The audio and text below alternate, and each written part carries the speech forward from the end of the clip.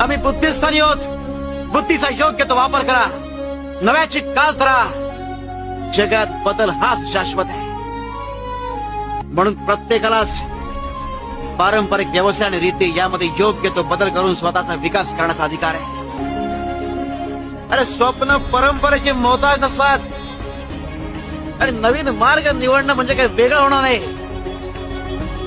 न्यायार्जित धनाने स्वतःचं हित साधा आणि इतरांचे. सुखी प्रपंचाचं हेच गमक आहे. घेऊ नकोस, मी तुझ्या पाठीशी आहे.